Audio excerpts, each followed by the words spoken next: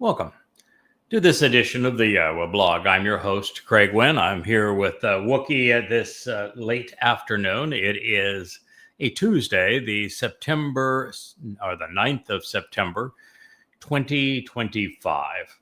And because we are sneaking up on one of the most important of all of the Mikre, the Yom Teruah is the date. It's known by its corrupted name as Rosh Hashanah in Judaism, but that's a Babylonian corruption of Yahweh's testimony. Yahweh established the date as Yom Teruah. And it is going to be celebrated this year beginning the evening of September 22nd. So we are approaching it. You saw the full moon celebrations here about 3 or 4 days ago. And you know that that was the full moon of the 6th month. Teruah is the first day of the 7th month. There was a time where I thought that Teruah was a special day for the mission that Yahweh had asked me to pursue on behalf of his people. It is a day based upon Ruah, which is the operative verb of Teruah, where we trumpet out a warning to God's people that the religious and political path that they're on will lead them away from God. And that we, at the same time, acknowledge the good news that God has provided a path home, a specific route that we can follow through the Moedim, beginning with Pesach, Matzah, and Bikurim, Shabuah, which is the next date to be fulfilled. Lots of things going on Shabuah. But I had never fathomed that Teruah would be a day beyond this announcement of the Herald. But it is, and we're going to speak of it in this program. And that then leads us to Yahweh and Dod's arrival 10 days later on Kippurim, followed by Sukkah, which is the time we get to return to the Garden of Great Joy. Shabuah, the next harvest to be fulfilled, it is a dual experience. We have three things associated with Shabuah. The first is that it begins the time of Jacob's troubles. And this is the worst period in Israel's history, and we're fast approaching it. For it to last a full 7 years, it must begin on the 22nd of May of next year, of 2026. That is a Shabbat. Also on that date, or on before that date, according to the prophets, both through what Dod as Gabriel said through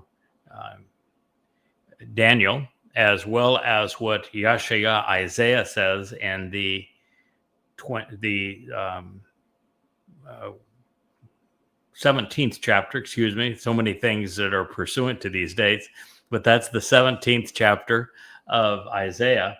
He tells us, as does Dod as Gabriel, that Israel will be thinned at the waist, that there will be a treaty with many that will be exceedingly detrimental to Israel, and that the one who is the prime culprit in bringing that about is, in fact, the son of evil, this great betrayer of God's people, known to Christians as the Antichrist. And that individual happens to be Donald Trump. And so Israel will be thinned at the waist, becoming indefensible with this creation of a Fakistinian state, a state devoted to Islamic terrorism. And that is going to occur on or before the 22nd of May, 2026. The next aspect of Teruah that is exceedingly important is it represents the harvest of God's covenant family. It is the next Mikre to be fulfilled in this regard. It is a wheat's harvest, which means there are 2 loaves of bread, if you will. Both Goyim and Yehudim will participate in this, and that will occur on 11 June, also a Shabbat, in the year 2027. So those are the next 2 to be fulfilled, and that's why we have been doing this program on Qatsyr harvest to announce this information. And we are currently reviewing in that series, and I apologize, it's been a while since we have spoken to you from this series, and so we are returning to it with the approach of Teruah. In fact, we have Teruah followed by Kippurim and Sukkah, so we have a lot to convey over these next month as we move through these very special days. But Teruah happens to be the most extraordinary day on God's annual calendar. As I shared with you, I had thought some 24 years ago, when I was first approached by Yahweh to convey his message to his people, that Teruah was simply the day of this herald. It was called trumpets, and it was a time to herald or to trumpet Yah's message, while alerting people that they were on the wrong path, pursuing religion and politics. And that would be day enough. But as it turns out, Teruah is the commencement for the time of Israel's troubles. Begins on a Shabuah, 2026, May 22nd, and it concludes on a Teruah, which is going to be the evening of your Friday evening, therefore the beginning of a Shabbat, the 23rd of September, 2033. We know the 2033 date is year 6,000 Yah, because Dode, while he was speaking to Daniel as Gabriel means God's most courageous and compassionate man. If you read the text, he is identified clearly as a man. It is Dode. He's coming back. He came back for that particular purpose, to reveal that information. That as he was speaking to Daniel, he gave him, and therefore us, a very specific outline of when he would arrive to fulfill Pesach, Matzah, and Bikurim, the date that he was specifically describing when he said he would be cut off, but not for himself, wasn't actually Pesach, it was Matzah. And therefore he was providing the concluding date of Chag Matzah, which directing us to 33 CE, which is year 4000 Yah. And he established a date based upon the first of Abib in 444 BCE, which was the 20th year of Artaxerxes, when the decree had been, or would be at that point, has now been issued to rebuild Jerusalem. And so the timing for 400, and I think it's 76 years going by memory. It's all written in these books, so you're more than welcome, in fact, encouraged to read it. It's all there for verification. Every book that I have written, all 35 of them, are available free at yadayah.com. In fact, they're in a beautiful new flip book format, which makes them really a pleasure to read on any device, from a cell phone to a laptop to a desktop computer, your television screen, a tablet, you name it. They are exceedingly easy to read. You actually feel like you're holding a book. And they're entirely free, so I'm not trying to sell you anything. There's 25,000 pages of evidence supporting what I'm sharing with you. But Dode, back in 555 BCE, visited Daniel in Babylon. And at that time, 555 BCE, he gave him a starting date of 444 BCE. It's amazing, 555 and 444, but nonetheless, those are the two dates. He was there in 555, and he said that the starting point of this prophetic years, it was 476 prophetic years in 21 days, would be in 444 BCE. If you do the math, you come to 33 CE, and not just any date in 33 CE, but April 9th of that year, which is the conclusion of Chag Matzah. The math only works out for 33 CE and no other year. In fact, there's not another year within 100 years of that time where the beginning of Abib happens to correspond appropriately to make all of the days transpire on the days of the week that they must for this fulfillment to take place, because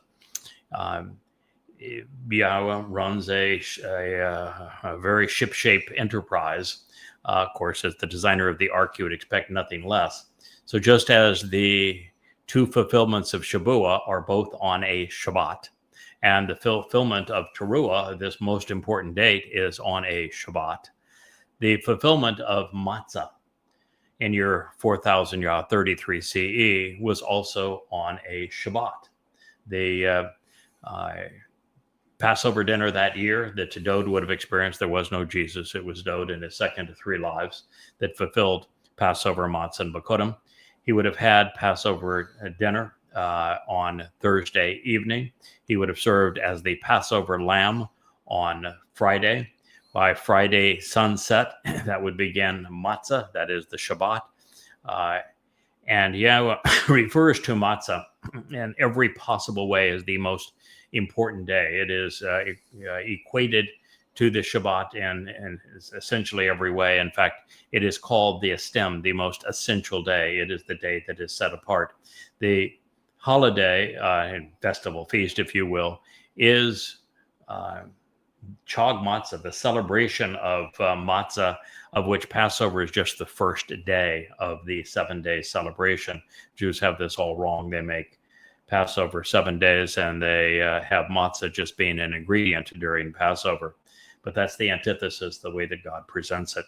And so Dode served as the Passover lamb, then fulfilled matzah. And by fulfilling matzah, what he did is that his nefesh soul carried our guilt into Sheol to deposit it there, never to be seen again, because Sheol is the equivalent of a black hole, and nothing is seen, nothing escapes. So by taking our guilt away, we appear perfect in God's eyes. It is the perfect remedy, if you will, and that's what Dode accomplished, and that's the date that he gave us was April 9th, which the last day of Chag Matzah in 33 CE, year 4000 Yah. And you can go backwards in time, and you know that the cornerstone for the house for Yahweh's name, called the First Temple, was laid when Yahweh revealed the 89th Mizmor, the Song of Dode, in 968 BCE. That's exactly 1,000 years from 33 CE. And you use the chronologies in the Torah, and you know that Abraham and Yishak climbed to Mount Moriah to do the dress rehearsal for Passover that was so essential. That occurred in 1968 BCE, which was year 2000 Yah, which is exactly 40 Yobel from the fulfillment of Pesach, Matzah, and Bikutim in year 4000 Yah, 33 CE. You can even use the Torah's chronologies, the genealogies, if you will, to go back to the time we were escorted out of the garden, and that occurred in 3968 BCE, which is year 0 Yah. So year 0 Yah, 40 Yobel from that, 2,000 years, 1968 BCE. The covenant is explained through Ishak and Jacob, and the dress rehearsal for Passover that year occurs on Mount Moriah on Passover in year 2000 Yah, 1968 BCE. Exactly 40 Yobel, 2,000 years after that, 33 CE, is when Pesach, Matzah, and Bikutim were fulfilled by Dode, the first three of the Moed Mikre.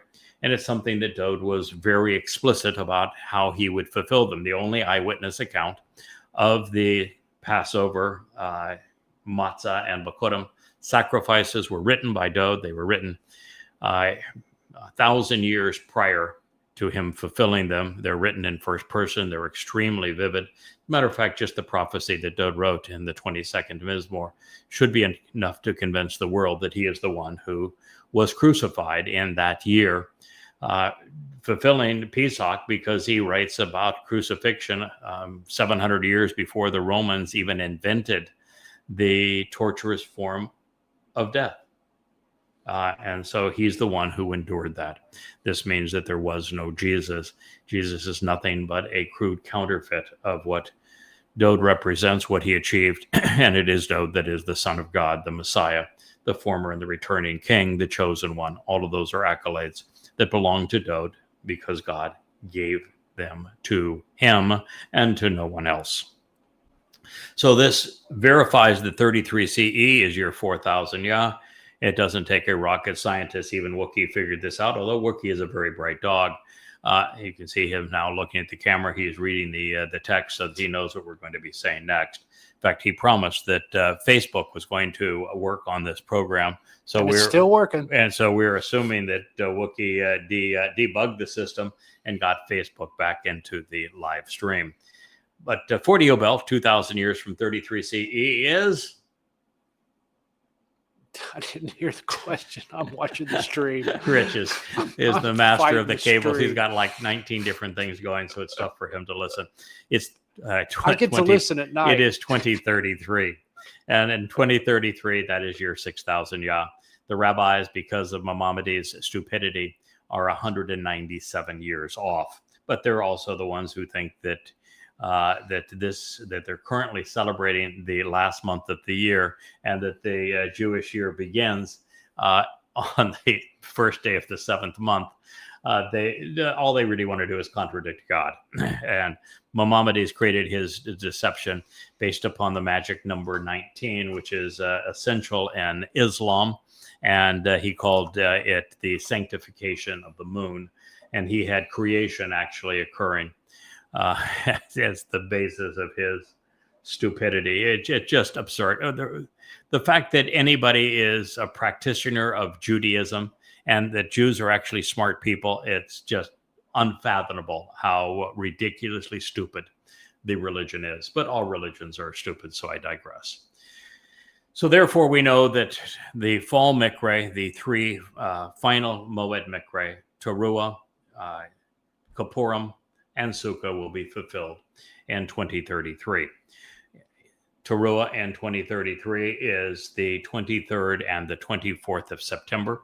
It'll be acknowledged by a full lunar eclipse, which are fairly rare, but it will take place. That's the designation for it. We'll have a full lunar eclipse 2 weeks thereafter and the first day of Sukkah.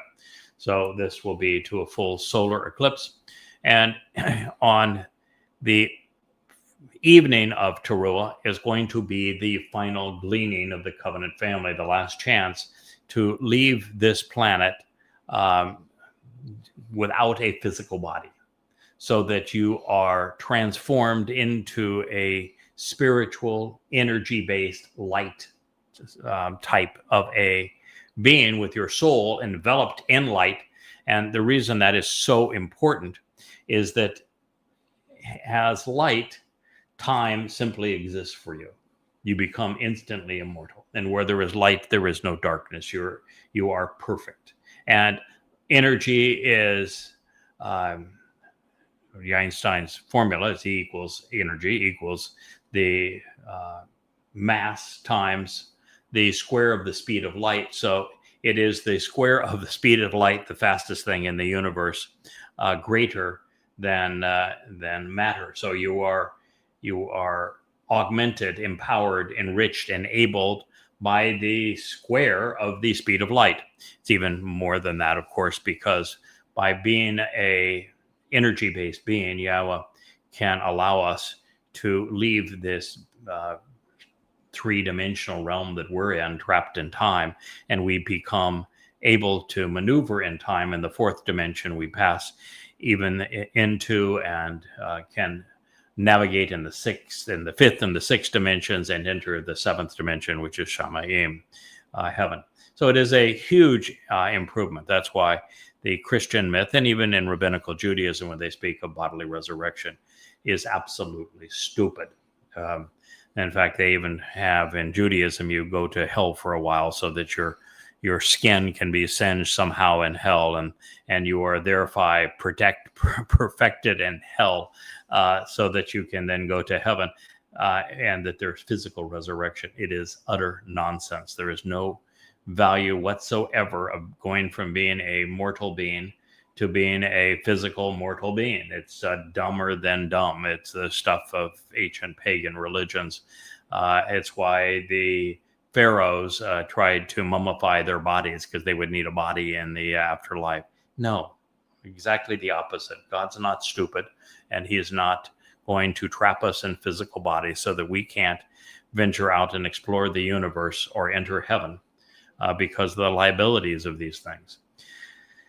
So Teruah evening is the final lakat. A lakat is a gleaning. It's a secondary harvest. It is of olives and therefore of Jews. It is of both Yehudim and of Yisrael.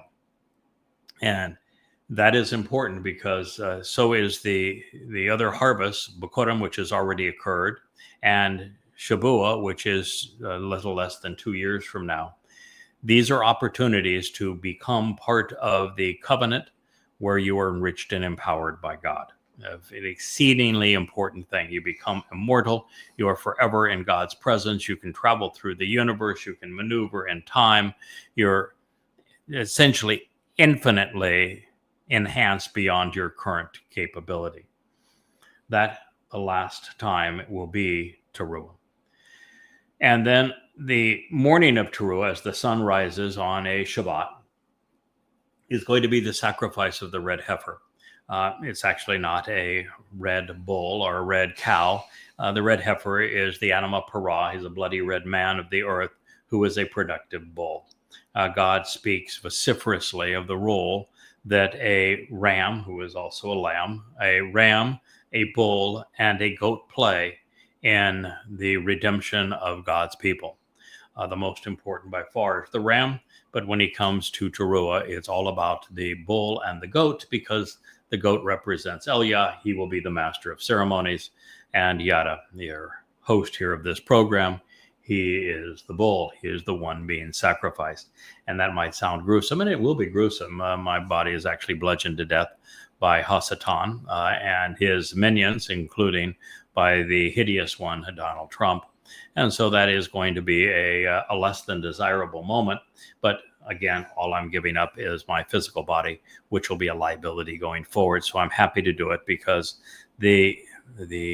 what God does with it is he purges the religious guilt of what is called the adulterous woman of Numbers 5. That's the statement that we're going to go to momentarily, so we understand what is happening on this date. Yahweh views Israel as unfaithful to him. He explains all of this through the prophet Hosea, that he says, you have been a religious whore, which is why he asked Hosea to marry Gomer, who was a religious prostitute, so that he would have empathy and understand why Yahweh must divorce Israel for infidelity, for cheating on him with false gods and with religion. And as a result, in the end, on Teruah, God's going to arrange that every possible Yisraelite and Goyim who can be purged of their indiscretions, of sins of omission as opposed to commission. These are people who may have been somewhat religious, somewhat political, but they did not market, promote, or in any way identify in a significant way with religion or politics. They were mostly apolitical, and most of them will actually be anti-religious. But all of the Goyim and Yehudim, Yisraelites from around the world, will be brought to Jerusalem, who can benefit from this sacrifice of the Adamah Parah. And this takes place on Teruah. On the Temple Mount, there will be a replica of the tent of the Restoring Witness, the Dome of the Rock, and the Alaska Mosque will be obliterated long before this occurs, 3.5 years before this occurs. And Elia will be the master of ceremony. He has done this before. He was brought back for this specific purpose. He's the one who successfully excoriated religion and politics and performed a sacrifice of a bull with copious amounts of water and wood, and Yahweh lighting the fires exactly 2,888 years prior to this moment. With the sacrifice of the Adamah Parah, God will release copious amounts of water from under the Temple Mount, and that will be mixed with the ash and the purging nature of the flames of that fire that God's going to ignite.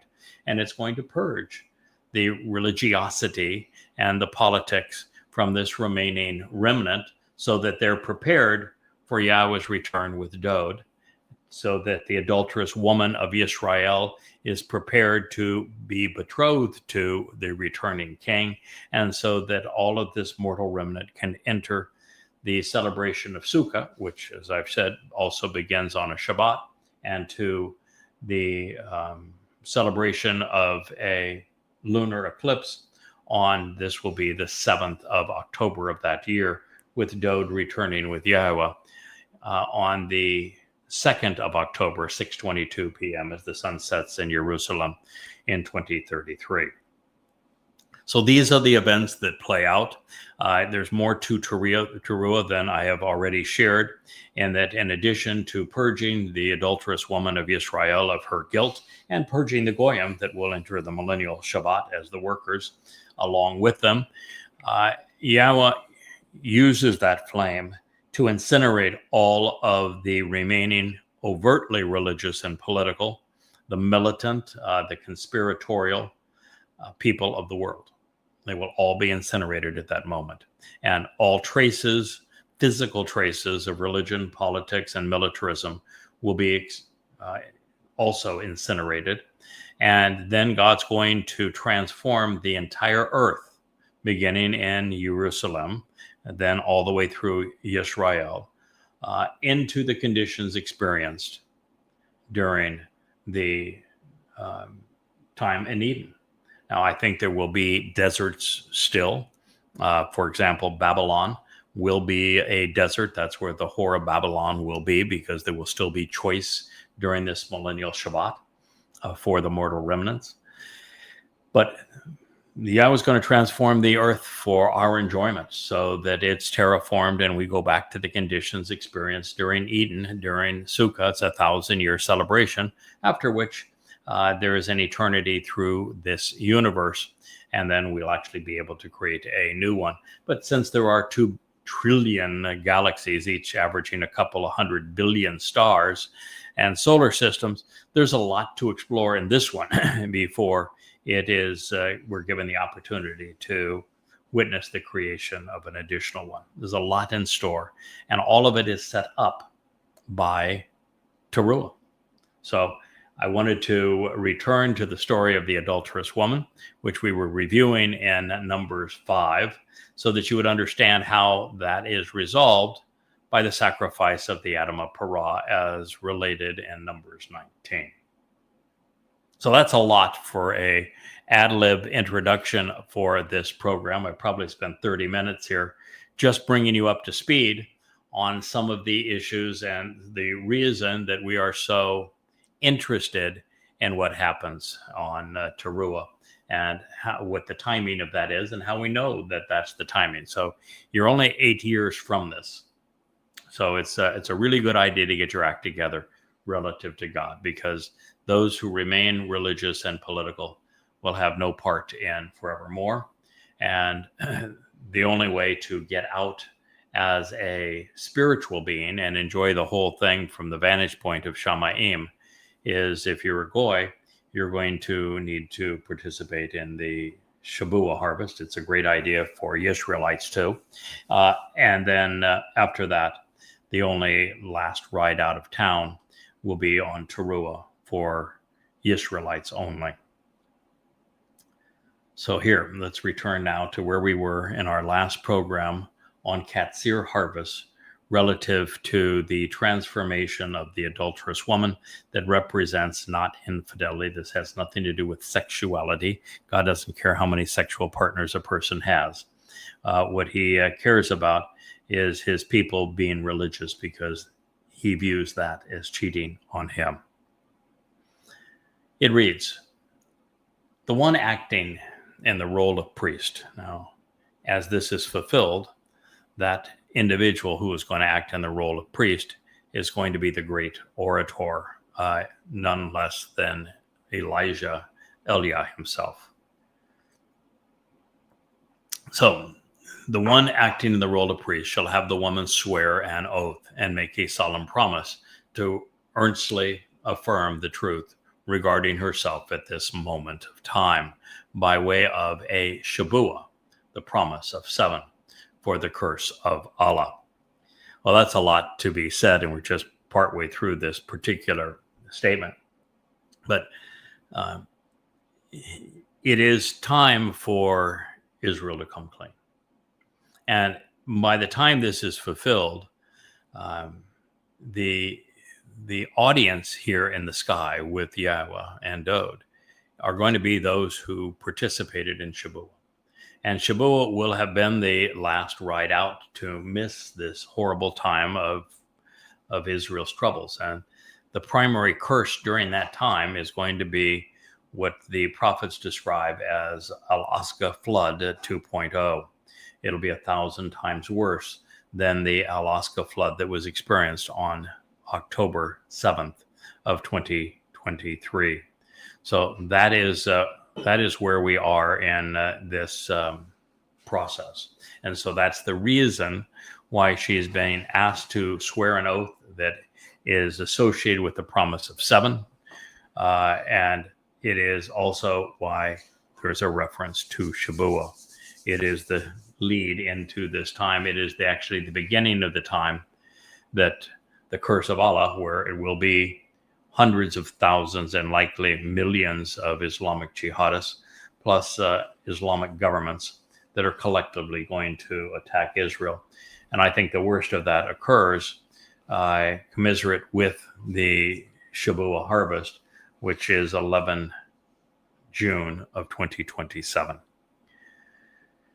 The one acting in the role of priest, again, Elia, should say to the woman, and you can substitute wife if you want, but the word is Isha. It means female. If you want to project a wife into it, feel free to do so, but it just simply means woman. So the one acting in the role of priest should say to the woman, Yahweh wants to offer the gift for you. Well, the gift here is the Adamah Parah. There are two great gifts provided by those that are dear to Yahweh on behalf of his people. The most important by an enormous amount is the one that Yahweh refers to as a son was given. And that is when Dode, the firstborn son of God, volunteered to serve as the Passover lamb in 33 CE, year 4000 Yah. The second time that a son, but not by any measure a firstborn, but someone that Yahweh has specifically inspired and prepared, appointed for this role, he is Yada, and his gift will be offering himself as the Adamah Parah at this time. This is the gift that Yahweh wants to offer. And it's regarding ending the curse of Allah and regarding Shabuah, the promise of 7 in the midst of your family. It is the first mission that Yahweh assigned to me when we first met, and that was about 10 days after 9/11 in 2001 and the suicide bombings of America's Twin Towers and the Pentagon in that year, was for me to expose and condemn Allah, Muhammad, the Quran, Hadith, and Islam. And I've subsequently written 5 volumes to do that. Here, for example, is one of those 5 volumes. I mean, they're all 825 pages long, and they all cite the Islamic scriptures, the Quran and Hadith, to prove that Allah is an absolute horrible fraud. Here, for example, is volume 5 of that series. That's enough. I don't need to show all 5 of them, but anyway, this is that series. This is called Goddamn Religion, and it is where God and I started. The original book was called Prophet of Doom. It was 1 volume, and now it's been turned into 5 825 volumes, providing irrefutable proof that the Quran is the worst book ever written, that Allah is not a god, that Muhammad was not a prophet, that he may have been the single most perverse human ever, although Donald Trump is giving him a run for his money. So this is why we speak of the curse of Allah. It's also that It is Allah's curse that has created the Islamic jihadists that tormented Israel and brutalized Israel on October 7th of 2023. And it is, again, Muslims, not extremists, not radicals, not Islamists, not Palestinians, just good Muslims, the best Muslims, are going to ravage Jews and Israel yet again this next time, beginning in June of 2027. And that all comes to an end on Teruah at this time. So it is a celebration of being finally rid of the curse of Allah. But the prophet Yoel specifically says, as does Yeshaya, Isaiah, that they're going to roll over the hills and into Israel as if a tsunami, as a tidal wave, more of them than you can possibly count. And I've done the math on the participants, and it's about 4 million, which is 1,000 times more than the 4,000 Muslims that participated in October 7th. And so that's why that is mentioned. And of course, my calling with Yahweh begins by coordinating the Shabuah harvest, which began this particular time. So Yahweh is dramatically offering to give with ongoing implications, Nathan. He is bestowing, such that pursuant to your procreative power, you will give birth and your womb will swell. This is Bamidbar in the wilderness, Numbers 5:21. And it's just so much of this book. This is the third book of the, or fourth book, I should say, of the Torah. You begin with Bereshith in the beginning, Genesis, and then Shemot, names, which has been corrupted to Exodus, followed by Kara, which means to be called out, to read, to write, to summons, to invite. Somehow changed to Leviticus. And then in the wilderness, Bamidbar, Numbers, becomes the fourth book of God's Torah teaching. Torah does not mean law. It means teaching, guidance, instruction, and directions. And the fifth book, of course, is Devarim, which means words. It's been corrupted to Deuteronomy. So we're in a book that most people pay very little attention to because it begins with a very complicated list of names and genealogies, along with the length of time between each generation. But what we have found, and particularly having most recently focused on a whole volume, it's you'll find it now all presented in Yada Yahweh, the ninth volume. It will soon be presented on the bookshelf at yadaya.com.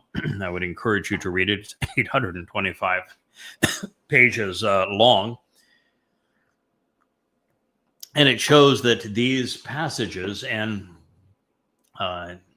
Numbers and Bamidbar, while historic, are actually prophetic. And they're prophetic of our time and our situation right now. So it makes these stories in the Torah come alive in our midst. And we have covered 5, 11, 12, 13, 14, 15, 19, and 20. And we'll likely cover the rest of it as time permits. So Yahweh is dramatically offering to give with ongoing implications, such that pursuant to your procreative power, you will give birth and your womb will swell.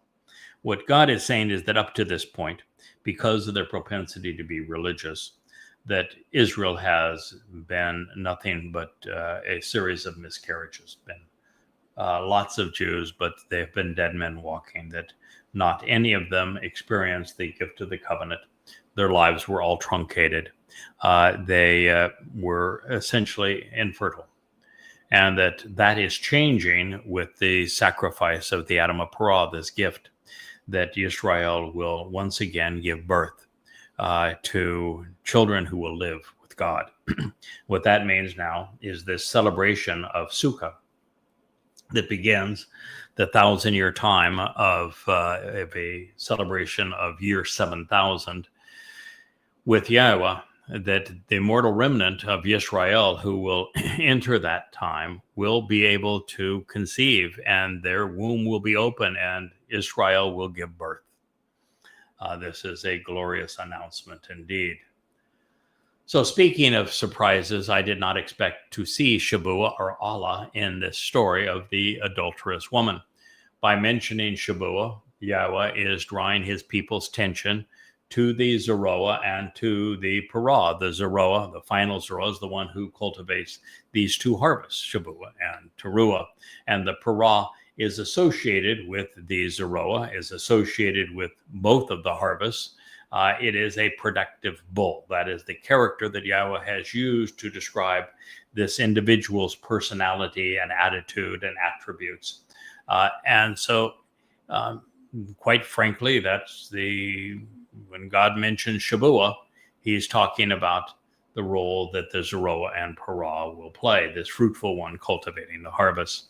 He is also reminding his people that because they missed it, they were left to endure the curse of Allah, 7 years of terror and torment at the hands of sadistic and demonic Muslims.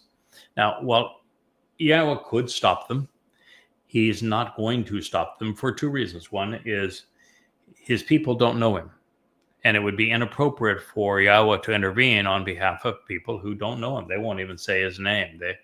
Judaism has led Jews so far from God, they wouldn't recognize it if they were to shut up long enough to listen to him. But that's not going to happen. And so it is just a reality that God has left his people. He told us that in Hosea. He has gone back to heaven. He is not returning to them until they return to him.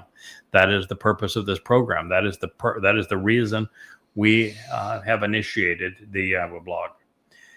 Now, there is another aspect of all of this, which is that God wants us all to just appreciate the fact that if it weren't for this time of trouble, if it were not to exist, Israel wouldn't return. Israel has been estranged from Yahweh for 3,450 years. A few moments where there have been some leaders that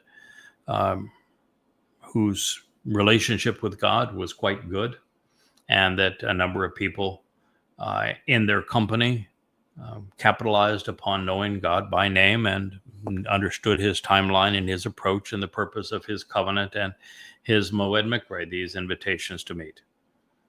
But they were few and far between, and God tells us explicitly that from the last of his prophets, which was Malachi, all the way through to the time that we were introduced, there wasn't a single person who would listen to him. Not a single Jew on the planet.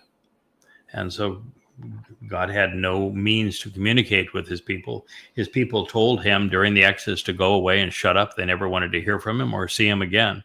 And so he only works through people, and there wasn't a single person willing to listen to him or speak for him.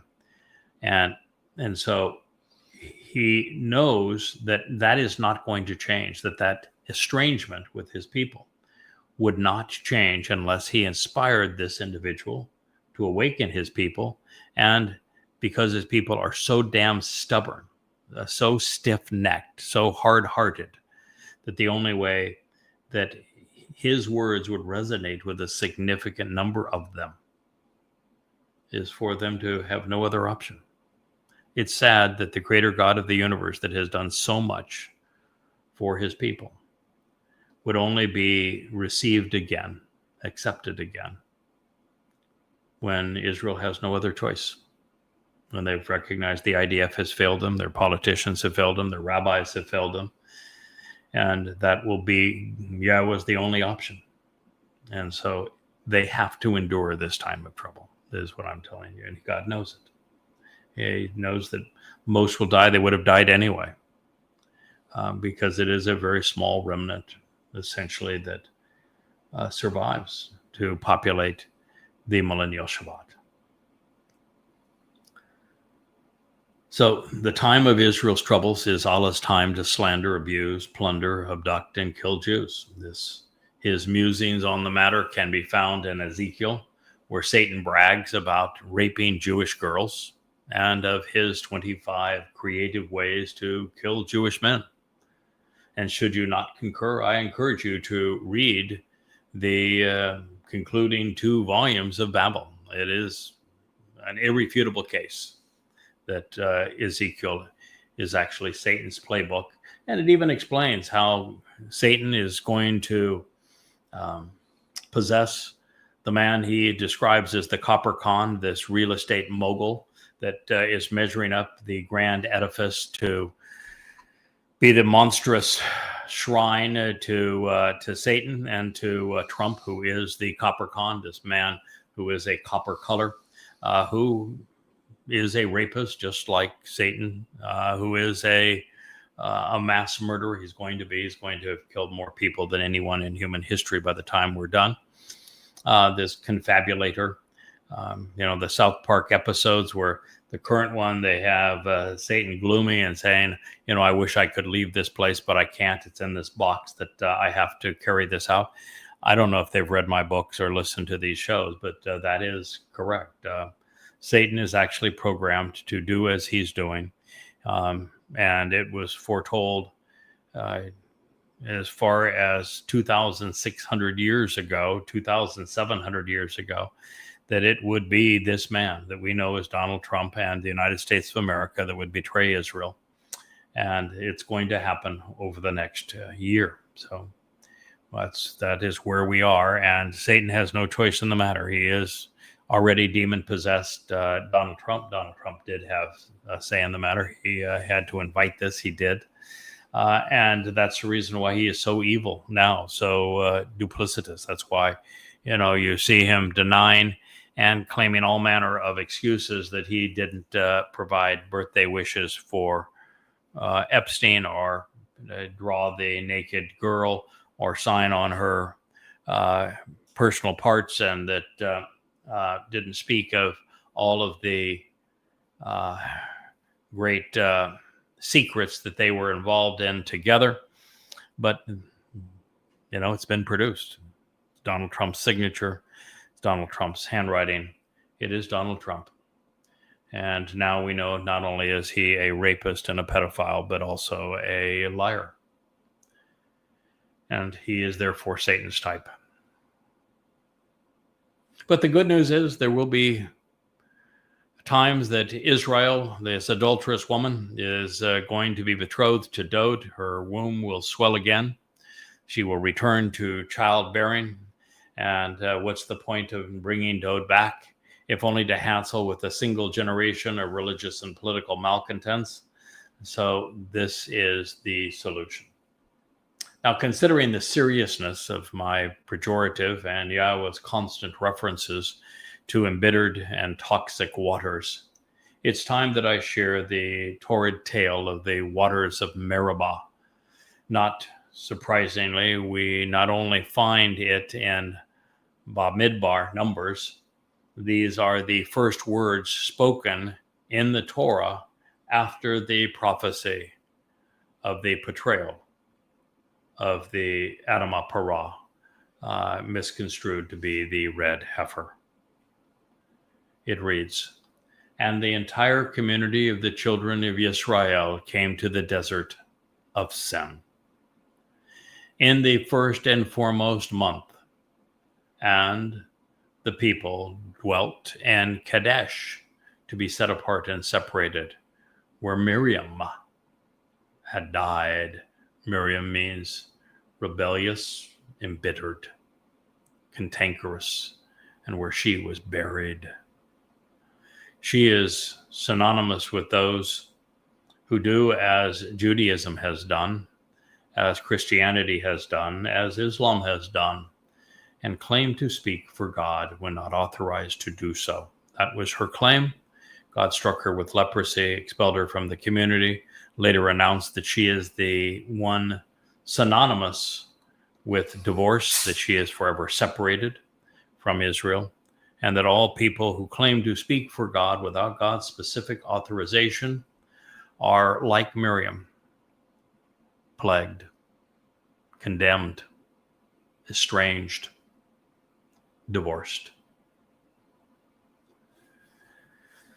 So there had not been any water for the community, so they were gathered and assembled against Moshe, which means to draw out, and to oppose Aaron, whose name means the alternative. It is an enlightened expression of free will as the alternate. Then the people quarreled in opposition, ridiculing and mocking, being contentious, being jerks, rib. They were hostile. They were insulting. They were accusing. They were taunting.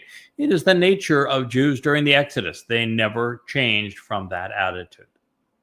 And they approached Moshe. It's like the 11th chapter. In the 11th chapter of Midbar, Numbers, Yahweh was so disgusted with the children of Israel, he burns everything around the encampment just to show his hostility. And then Moshe, when they come to his tent and grumble, he turns to God and say, I'm out of here. I'm done. I can't stand these people. No one can lead them. If you have any care for me now, you should just kill me, because there is no reason we should continue this impossible task with these impossible people. And here they are again, being derelicts. They protested and said, if only we had perished along with the death of our brothers in the presence of Yahweh. They're complaining that in Numbers 13, 14, and 15, the malcontents and wayward children of Israel said they didn't like the promised land. They have the story of the spies. They didn't like it. They said there were giants, Nephilim. It was a lie there. And that they didn't want to go in because, well, they would all be killed. And so they thumbed their nose at God and said, yeah, I don't give a crap. We're not going into the promised land. We want to go back to Egypt. And we just thought we'd stone everybody who spoke favorably about it, which was only two people, Caleb and Yeshua. So this is the story. And God said, well, then I've got a solution for that. Everybody over 20 years old, we'll call that the age of accountability. You're dead. You're dead to me. You're dead, period. You're just going to be nothing but a pile of corpses. So you're all dead. And now they're saying, well, maybe we all should have died at that same time. Wouldn't that have been better? Because God went forward with only the under 20s. And so now these are the under 20s belly aching and saying, you know, we would prefer to have been dead than to live with God, to listen to God, to be part of his family, to enter the promised land. That's how cantankerous the children of Israel have been. That's why I say that Israel has had no relationship with God for 3,450 years. It's a fact. Early in the Exodus, while Moshe was receiving Yahweh's Torah guidance on the summit of Mount Horeb, wayward Israelites rejected God, who had saved them. And they built an idol in the form of a golden calf. It's a bull, to worship the sun god that they had been subjected to in Mitzrayim. So it's God's way of turning it on them. They created a bull to worship, a golden bull.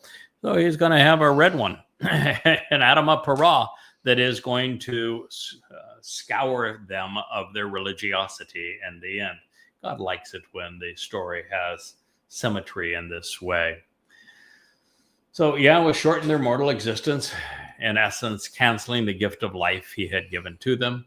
And having learned nothing from the lesson, the survivors said that they would be better off if they had died along with their religiously misguided brethren.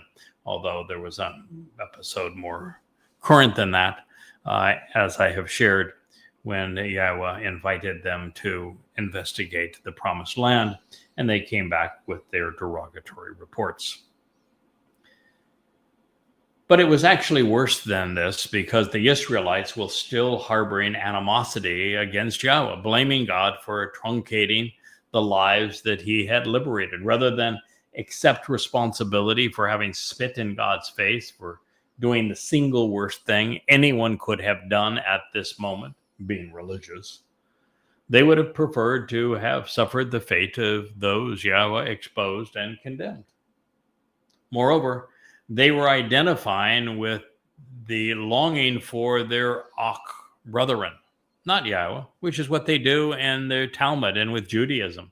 They care more about what fellow Jews have to say than what God has to say. There was one clip on Jews where they were having a meal, and the meal was banned by Judaism. But they said, "Oh, but I read a section of the Torah, and the Torah trumps all. Therefore, I can do whatever I want if I call the Torah to overwhelm even the laws of Judaism." Yeah, they used the Talmud to. If I said Torah, I meant to say Talmud. They used the Talmud to override the Torah, override Yahweh, and so that is their attitude.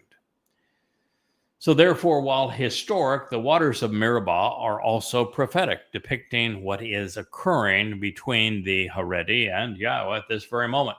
Rather than admit that their religion is an affront to God and that they are wrong, rabbis claim that they speak for their G-D, their Hashem. And based upon the way that they congregate, where they live, and how they dress, what they read, and who they spend their days listening to and venerating, the Haredi overwhelmingly prefer their own brothers and religious company to a relationship with Yahweh, whose name they won't even say. Ultra-Orthodox Judaism is a cult of parched religious men who prefer their rhetoric even unto death. No one can surmise that Yahweh would have been pleased to comply with their wishes. Yes, indeed, I'm sure he wanted to, dispatching them as would be his preference today. After all, he was now witnessing the people he had rescued from religious and political oppression in Mitzrayim, Egypt, taunting, mocking, and insulting him by continuing to be religious. And once again, this is something we witness in Judaism, where the absurd claim is made that their religious text, the Talmud, was conveyed by their no-name G-D at the very time he was eliminating those who were religious for the crime of being religious. No one ever accused those who practice religion of being smart.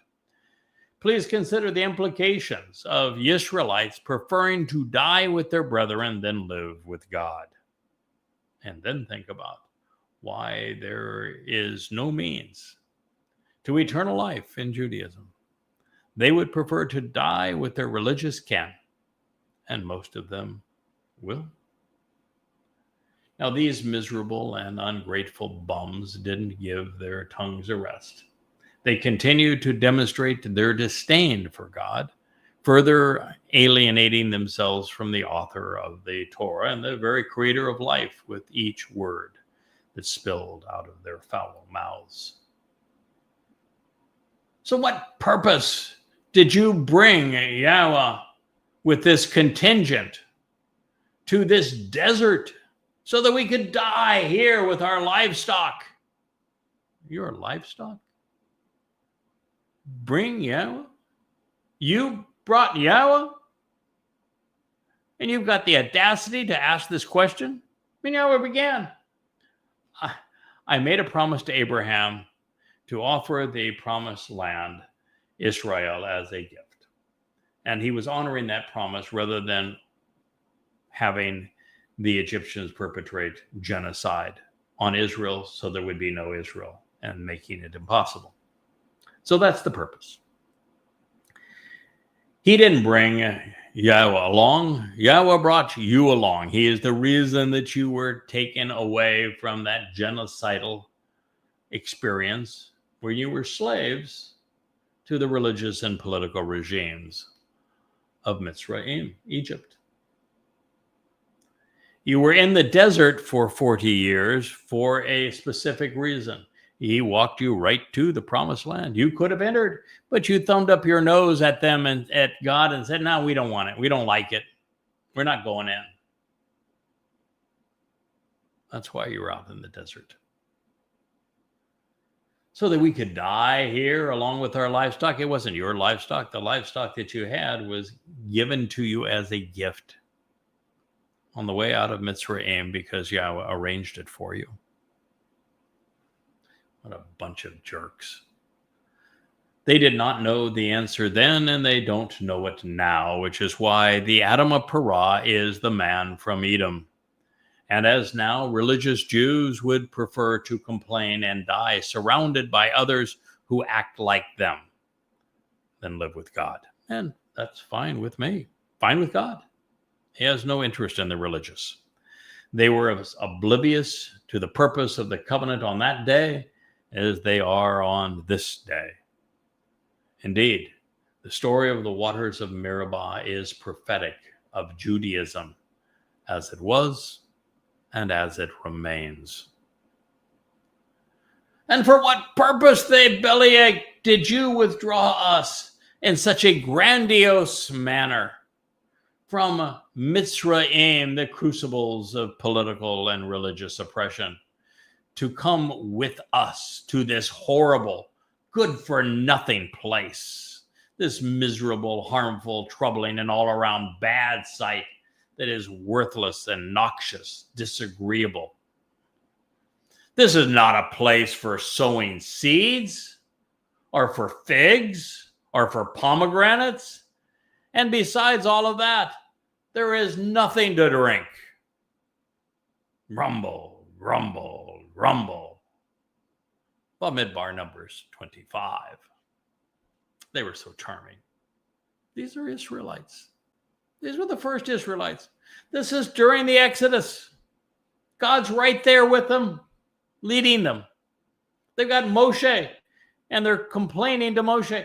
It had just been a matter of a short while before that. They tried to stone Moshe to death. They voted to replace him.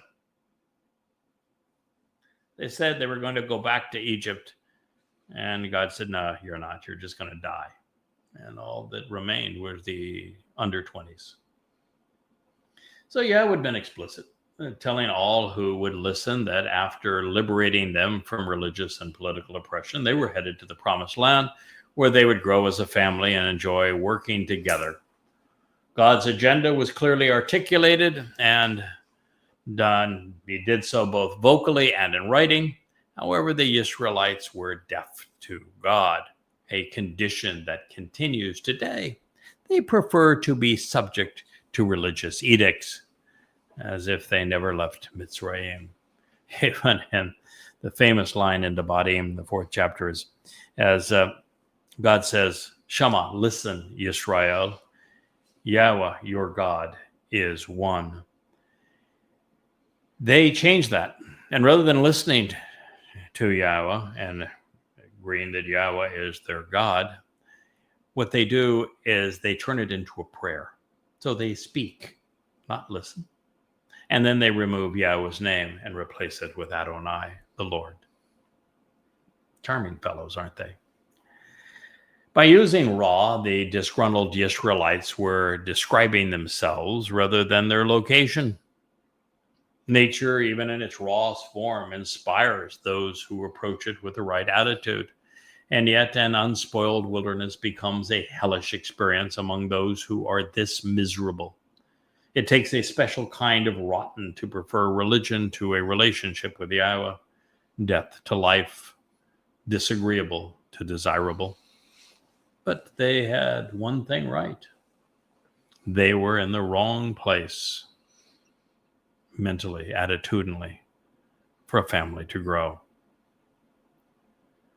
Not very long ago, these ingrates had been slaves mucking around in the mud. Now free, they were bellyaching about everything, including the viability of their flocks that they had been given as a gift. There was no pleasing them. It was as if they thought that God had somehow been defeated by the Egyptian empire, by, drowning Pharaoh's army in the Red Sea, that God who had done all of those things for them and had freed them from that horrible existence was somehow incapable of providing a little water, which he had done previously, if you recall. Yeah, the first thing he did at Joreb was provide a torrent of fresh water for the children of Israel and their animals, their herds, to drink. So while it is a small detail in the midst of a larger story, before they began to act up, the children of Israel were Edah, an enduring witness to the restoring testimony. But now they had become Kalal, a community and a mob. That's quite a demotion. So Moshe and Aaron moved away from the presence of the contingent community and mob to the doorway of the tent of the eternal witness, to the appointed meetings, and they dropped on their faces. Faceplant was Moshe's signature act. It wasn't the best thing he ever did. The glorious presence of Yahweh appeared and was seen by them. You know, I've said this, and I will just say it again, and I'll probably say it every time that this happens, that we witness a faceplant, that I can appreciate the fact that Moshe was 80 years old, that he was surrounded by at this point, there probably been 200,000 youngsters amongst the Israelites, and that they were obnoxious. They were obviously obnoxious, and he was really tired of it. And so when they came at him, he ran to Yahweh and fell on his face. Not a good call. The better choice is that when people are malcontents, like the Haredim, like those who are overtly political and religious in Israel, is to confront them. To tell them, no, you're wrong. If you want to die, be my guest. Just leave here and die someplace else, please. Whether you want to go back and be killed by the Egyptians, that's your call. We don't really give a crap. Go and do whatever you want to do. Just stop being so obnoxious. Those of you who wish to go forward will go forward. Those of you who don't and want a bellyache, go away. Just go away. We're done. But that's not how he handled it. And so here he is doing a faceplant, and God once again had to intervene. And God, that's not something God should be able to do. He should be able to pick a person through whom he could communicate that has a backbone, that is willing to stand up against these kinds of bad actors. But anyway, outnumbered by hundreds of thousands, they were likely seeking revenge from a refuge, I should say, from the malcontent mob. Then, perhaps embarrassed by not having stood up to them, they did a nose plant, either falling or tripping, such that they were face down in the dirt. I guess it could happen to the best of us, because Moshe was among the best of us, and it happened to him multiple times. But that's the last thing God wanted, because when we fall on our faces, it inverts everything the covenant represents. After all, as our Father, it's God's job to lift us up. And it's rather hard to be observant when you're looking in the wrong direction. So this was not starting off well, and it was about to get worse. Even Moshe wasn't listening. And Yahweh spoke to Moshe for the purpose of saying, grasp hold of the staff and summon the community witnesses. You and also your brother, the alternative, Aaron, should speak, Debar, should communicate using words to the rocky and jagged crag, to the sharp and hard crag before their eyes, and it will give its water. And thereby you should bring out for them water from the rocky crag, and you will be provided a drink for the community to witness on behalf of the restoring community and also their livestock. Honestly, it isn't why I turned to this embittering experience, but nonetheless, in it, Yahweh revealed the identity of the Adamah Parah and the source of the waters beneath him. They would come from crag. That is my name. My name, Craig, is crag in Welsh. And the Celtic language, it means rocky crag. That's why Yahweh said, I want you to speak to the crag, because the crag will speak to my people. God has also done something that I missed up to this moment, and I'm a bit ashamed of myself. I never understood why Yahweh responded to this mutiny against him by giving these revolting reprobates what they wanted. But now I understand. The reason that God didn't explain the source of the water mixed with the heifer's ashes pouring out to cleanse the remnant of Israel is because he provided the answer in the very next conversation. One which explained the reason that the Adam Parah would be the last chance for God's people to drop their embittered and toxic religious rebellion. Strike the crag, and waters will still flow from the rock to restore the community. But in this case, Yahweh wanted him to speak to it, but nonetheless he struck it. And what's going to happen to this rocky crag come Teruah? He's going to be struck. And then what's going to happen? The waters are going to flow forth from underneath the Temple Mount. It is a prophecy being predicted, and one which will be fulfilled in just 8 years' time. I want you to understand it before it happens. So on this occasion, Yahweh provided Moshe and Aaron with a clear and specific set of directions. Words matter. They were asked to speak to the rocky crag, and then he would deliver as instructed. He would. And this is particularly insightful because it was from Salah, sharp crag, that Yahweh first spoke to Moshe. Did you know that? It wasn't from a burning bush. It was from a sharp crag. The message is that crags can be talkative, even enlightening, and provide living and cleansing waters. So long as we listen to God and do as he asks, and do not lash out at those who serve him. It's a lot to ponder. We'll pick up this story in our program tomorrow because I do want to continue to share the doings, the many things that are going to transpire on Teruah, and so that you understand how the elements all come together in God's story and how this final remnant of Yisrael will be purged so that they are prepared for Yahweh and Dod's return and ready to enter Gan Eden again in year 6,000 Yah.